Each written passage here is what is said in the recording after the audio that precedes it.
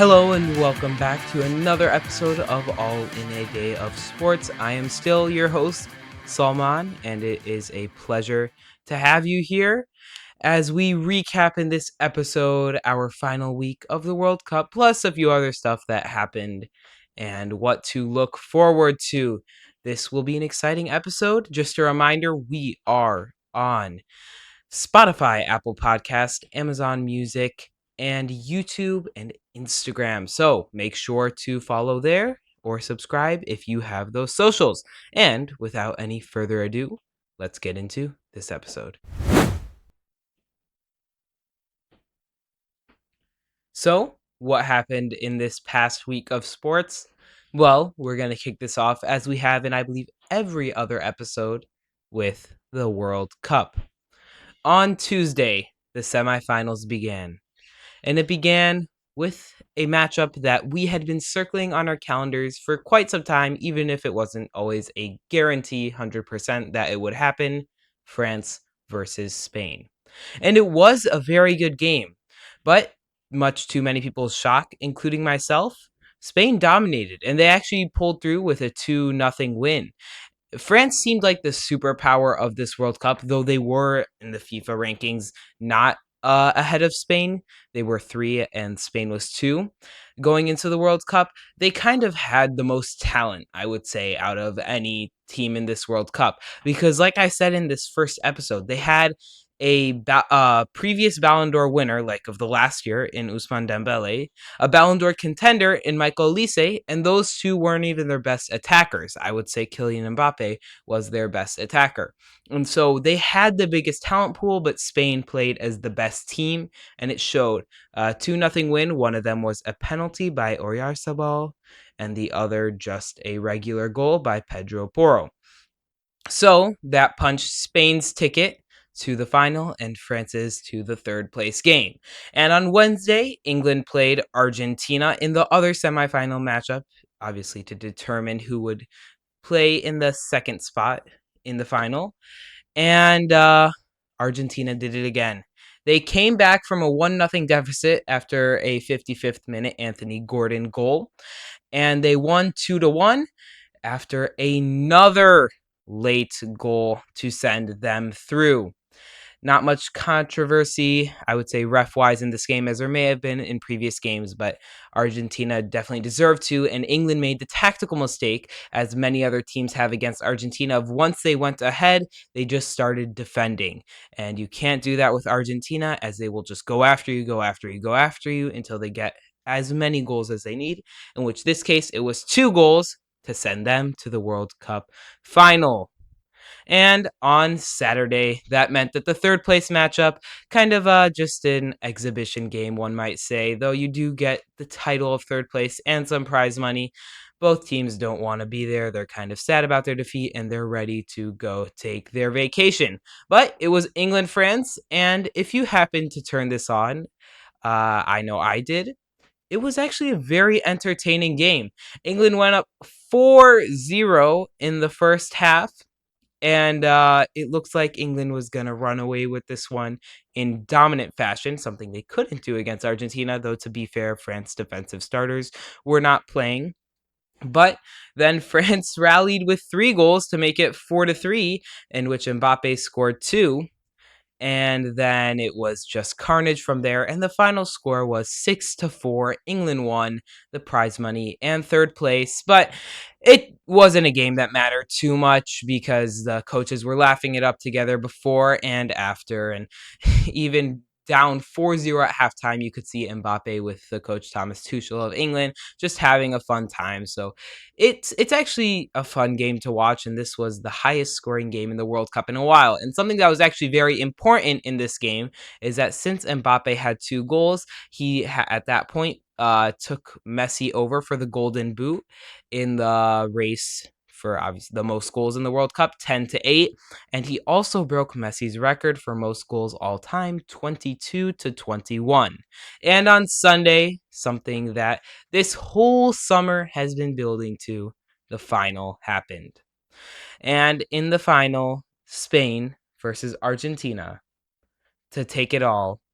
It went into extra time after a goalless regulation, and Spain won it 1-0 after a Ferran Torres goal off a volley sent them to win it.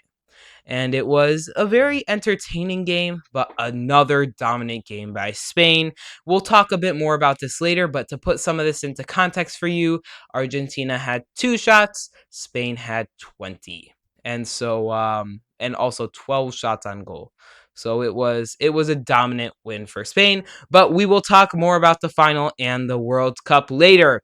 Moving on, in the MLB, Monday was the home run derby. Jordan Walker of the Cardinals actually ended up winning it. He hit 6 consecutive home runs to end the contest and overtake home favorite Kyle Schwarber of the Phillies.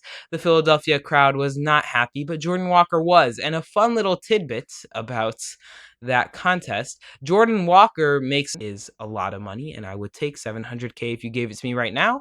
But in the MLB, it's actually not very much, especially for someone who you may consider to be a star or, all-star. And the prize money for the home run derby was $1 million. So he actually made more money from the home run derby than he would make in a year. And I think that's kind of cool because it brings a competitiveness to the home run derby that's not usually there, because many people don't want to compete. Jordan Walker had something to play for there, and that passion shone through as he won the home run derby. And then on Tuesday, the All-Star Game, which was the main event of the short break. The AL won, not a very entertaining game, 4-0. The American League beat the National League. They scored 3 runs in the first inning, did not look back, shut out the National League. Cody Bellinger ended up getting MVP.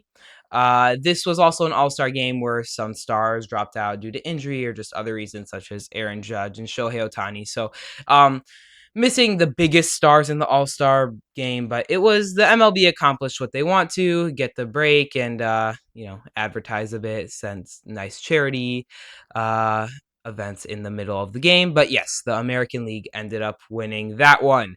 And so that was the news for the MLB. In the NBA, once again, a slow week, but there was a trade. Lou Dort ended up going to the Atlanta Hawks, leaving the Oklahoma City Thunder in a 3-team trade. And just the details of that trade, Lou Dort went to the Hawks, obviously, then Ryan Nembhard from the Dallas Mavericks, who were the 3rd team. And then the Dallas Mavericks got former 1st overall pick Zachary Richer from Atlanta.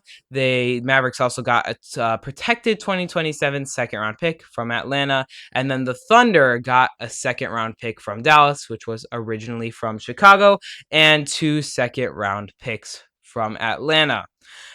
So Lou Dort is kind of known in the NBA to be a physical player, and that's what the Hawks ended up getting. I always wonder what it would feel like as a player to leave a NBA championship contender. To be fair to the Hawks, they were contenders, maybe just not championship, but go to a worse team, and then I am sure that the other teams were very happy with what they got, but Lou Dort to the Hawks. And just some other sports news in case you missed it. The mile record has been broken. The previous record, set in 1999 with a time of 3:43.13. And that record was broken by Josh Kerr, who got a time of 3:42.66. And so that's just something that kind of came out of nowhere, but I think it's always cool as we see the human body evolve. And Josh Kerr broke the mile record, and last time it was broken was in 1999. So just something really interesting to see. We'll see if more records are broken, especially at the Olympics in 2 years, which are in LA. Also, this weekend, Formula One was back for the Belgian Grand Prix. Kimi Antonelli ended up winning yet again. He strengthened his championship lead, especially as his teammate George Russell had to retire in the first lap after spinning out, and he extended his lead. Lewis Hamilton actually took over second place from Russell, and then Max Verstappen finished in 3rd, and Charles Leclerc in 2nd. That was your podium for the Grand Prix. And then also in golf, Ryan Fox won the British Open. He became the lowest ranked player going into the tournament to win since 2011. He was ranked 55th and ended up number 1 in the British Open. So that was everything you missed in this past week of sports. Now, what should you watch? So, what should you watch in this upcoming week of sports? Well, it's a bit of a slow week and a sad week as there is no more World Cup. But in the MLB, the Mariners face the Rangers Friday, Saturday, and Sunday. The Saturday game will be on national television and Fox, and that is a battle for first place in the AL West. Also, on Saturday at 8:30 p.m. Eastern on ABC is the WNBA All-Star Game. So, few All-Star games happening over the course of these past few weeks, but nothing much else. Bit of a slow week. Maybe pay attention to news reports across the NBA, as it seems like LeBron James will make his free agency decision soon. And who knows, maybe next week I'll be talking about that. But other than that, that is what I think you should watch. There's always sports on, so reruns, even live television. I don't know, pick up cricket or something, and you can always find a sport on TV. But those are the mainstream things that I think you should watch in this upcoming week. And that ends our short segment for what to watch. Up next, our top 5 moments in the World Cup. Unfortunately, the World Cup is over, but that doesn't mean that I can stop talking about it. It was truly a great World Cup. And to wrap it up for us on this show, I'm going to give you my top 5 storylines of the World Cup. So let's just get right into it. In the number 5 spot, I have the world coming together. Whether it was the Viking row from the Norway fans in New York or kind of wherever they went, the Scottish fans and their kilts and their bagpipes taking over America and baseball games, Mexican fans and Korean fans embracing each other, everyone singing songs after, even if you weren't English or American, and Japanese fans once again cleaning up the stadium, and so much more.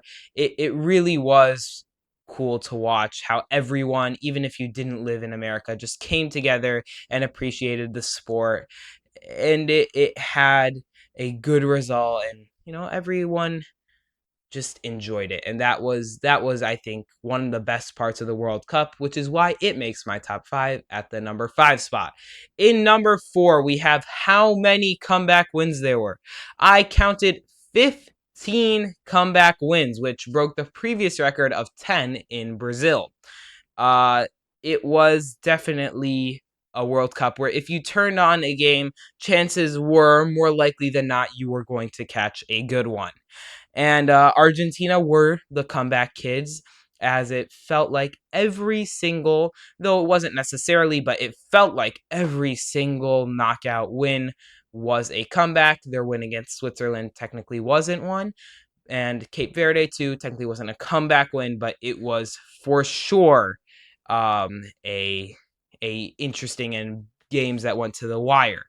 Um, but yeah, and then also Germany, Paraguay, the comeback from Paraguay to win it in penalties. Morocco to come back from Netherlands. They had to score a late winner in order to send it to extra time and then eventually to penalties. It was definitely a lot of comebacks, and what was nice is it didn't just happen in the group stage, though there were a few in the group stage. It happened in the knockouts too, which made it very entertaining. And that is my number 4 spot. In number 3, I have something that I think we all enjoyed. The underdogs showed up. A fun little stat I have for you here: 9 out of the 10 African nations who qualified for the World Cup qualified for the knockouts. Tunisia was the only African nation who did not qualify for the knockouts that also made the World Cup. And it's interesting because obviously you think of top African nations like Morocco and like sometimes Senegal, but other than that, it's hard to predict how well these African nations do. But they all showed up, and I think it shows why the expansion to 48 teams from 32 was a good idea. And they didn't necessarily do all the best in the knockouts, but it was really cool. And then also just a team like Switzerland, who maybe wasn't the underdog of all underdogs, but showed up and competed against Argentina, which we didn't necessarily expect, and also beat Colombia, who I originally had in my final. And so the underdogs showed up, and this made it fun. Paraguay beating Germany, and so it made it fun to watch because you never really knew who was going to win. And I know for sure that I didn't have a clue sometimes who I thought was going to win. So this was definitely fun in that sense, where the teams that you didn't expect to showed up. Congo, Cape Verde, I mean, they all captivated our hearts. Egypt almost beat Argentina. I mean, 2-0 against what FIFA had as the best team in the world is kind of insane. And then obviously Switzerland giving Argentina a run for their money. Senegal giving Belgium a run for their money. Many nations, even like Curacao, and Congo scored their first World Cup goals. Let alone the fact who thought Congo would qualify for the knockout rounds. And then many teams also got their first World Cup wins. So the underdogs definitely showed out in this World Cup, which is why that storyline makes my top 3. In at number 2, we have the sheer amount of players going for their last dance. And this gave the World Cup a bit of a sad tone. And I just have a list of players here, like Neymar, who's not going to play in the World Cup anymore, Luka Modric, James Rodriguez from Colombia, Manuel Neuer, Guillermo Ochoa, Van Dijk from Netherlands. This could be his last World Cup. Maybe he'll try to show up. He'll be 39 next World Cup. Mo Salah, same case, he'll be 38, and De Bruyne will also be 39. And so also Casemiro, and then obviously the two goats, Messi and Ronaldo, who more likely than not, this will be their last World Cup. And it was sad because for many of these players, like we know for sure for Neymar, this will be the last time that we'll see them in these international jerseys. And it makes it a bit sad because we haven't had this many, it feels like, legends leave in one World Cup in quite some time. And so it was cool seeing all of them, and most of them showed up, and it was cool seeing them show out for their country. And so that is why All the Last Dances make my number 2 spot. But in number 1, I obviously had to put it in number 1 because it feels like almost the point of the World Cup. I have Spain winning it all as my number 1 storyline. I actually had Spain winning the World Cup in my original predictions, though not in my second ones. And when you look through their run, you'll see that Spain didn't necessarily blow teams out. Their biggest win, I believe, was by 4 goals against Saudi Arabia in their second group stage match. And so game by game, if you see, they tied with Cape Verde. There were a lot of doubts, especially on the man who scored the game-winning goal, Ferran Torres, who missed a plethora of goals in that game, which would have given them their first win, in which it was actually a tie, and gave us a nice moment to relish with Cape Verde. But this is about Spain. Then they responded. They beat Saudi Arabia 4-0. Lamine Yamal with his first World Cup goal in that game. Then they beat Uruguay to guarantee to win the group. They then dominated Austria, beat Portugal, sent Ronaldo home, and Belgium scored the first goal against Spain after they beat them. After Spain beat Belgium 2-1, and then Spain dominating France, which we didn't expect, and then obviously beating Argentina in the final. And so you look at this run, and you'll see some games of domination, hence Saudi Arabia, Austria, but not most of them. And so they knew how to win tight games, but they didn't necessarily have to come back at all. And so it was interesting to see how together they were as a team. Pau Kubarsi, the man who won best young player, he showed out as a center back, and nobody could get past him. And if someone found a way to get past him, well, then Unai Simon was waiting in goal to stop a shot. Rodri, the old captain, showed out for Spain. And then even though players like Ferran Torres and Lamine Yamal weren't always showing up, and Lamine Yamal had an impact out despite not scoring that many goals. He only scored 1. He had an impact on the game, but he had criticism. When will his World Cup moment come? And it didn't really come, yet Spain found a way to win it. And so they didn't necessarily have as many stars as France, though I would argue if you really follow soccer, you'll see they have nearly the same amount, but not as many big stars as France do. But they found a way to win, and they found a way to win as a team. They found a way to play through the doubts, and they were truly just a group of people that you couldn't get through mentally or physically on the field, and that's why they ended up winning the World Cup. They faced they played in a matchup that against the South American champions as the reigning European champions. So it was 1 versus 2. They lived up to their expectations, and they showed why they were the best team in the world.